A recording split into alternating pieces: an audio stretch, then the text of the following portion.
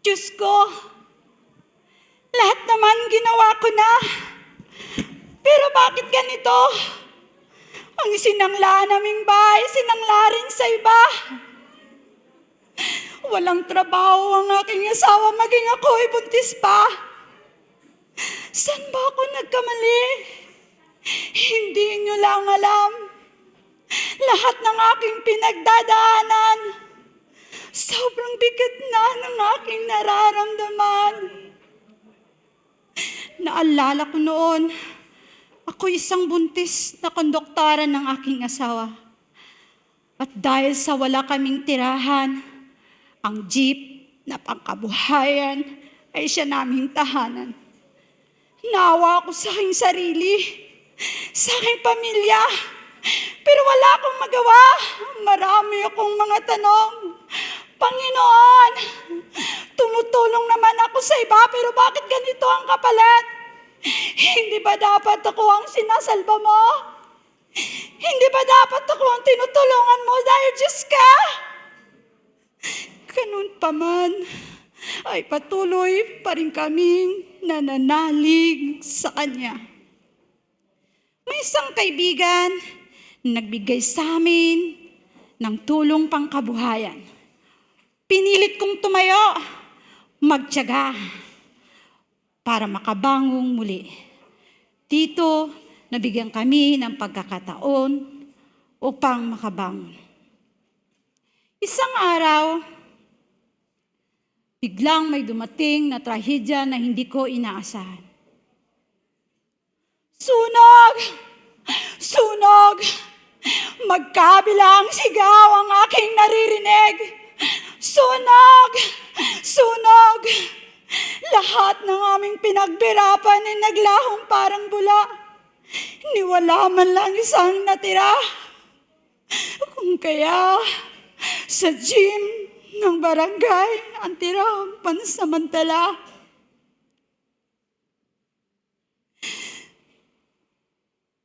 Diyos ko,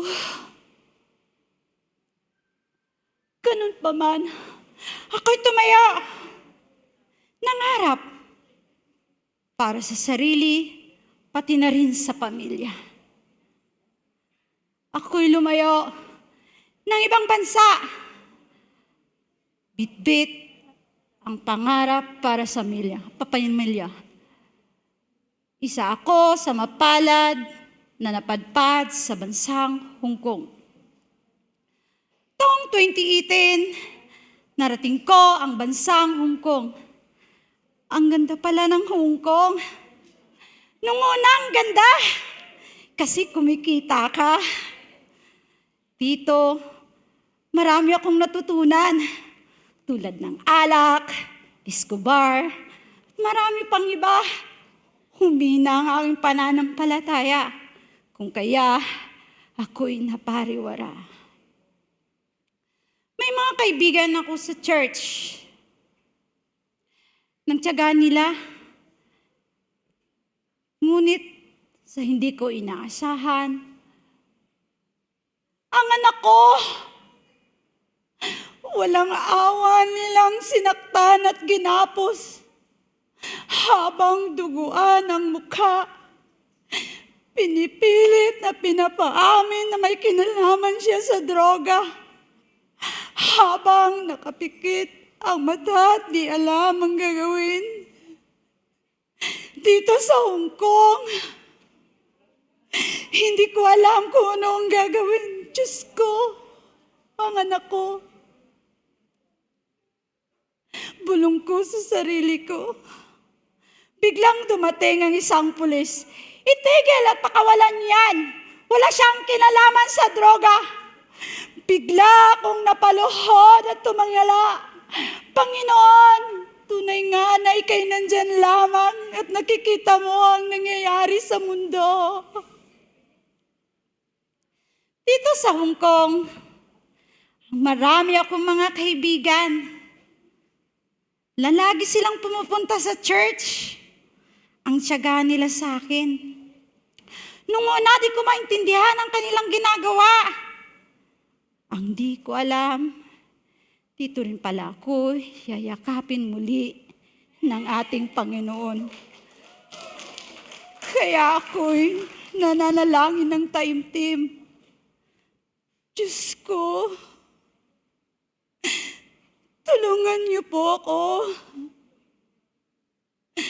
Tulungan niyo po yung anak kong nasa kulungan.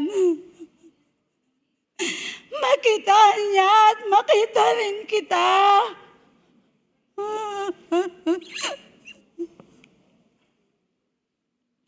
Isang araw, nag-ring ang aking telepono. Nagpakita ang mukha, ngunit di ko kilala. Hanggang sa, Mama! Laya na po ako! Laya na po ako, Mama! Anak, ikaw ba yan? Totoo ba to? Opo, Mama. Malaya na po ako. Purihin ang Diyos. Tunay nga na ikaw ay tapat. Tunay nga na ikaw ang Diyos. Salamat, Panginoon. Patuloy na naririnig ko sa kabilang linya ang aking anak. Mama,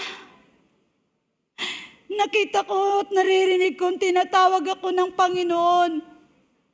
At nagpapagamit at magpapagamit na rin po ako sa Kanya sa loob ng pulungan. Salamat, Mama. Nakilala ko siya. Kaya ako'y lumuhod.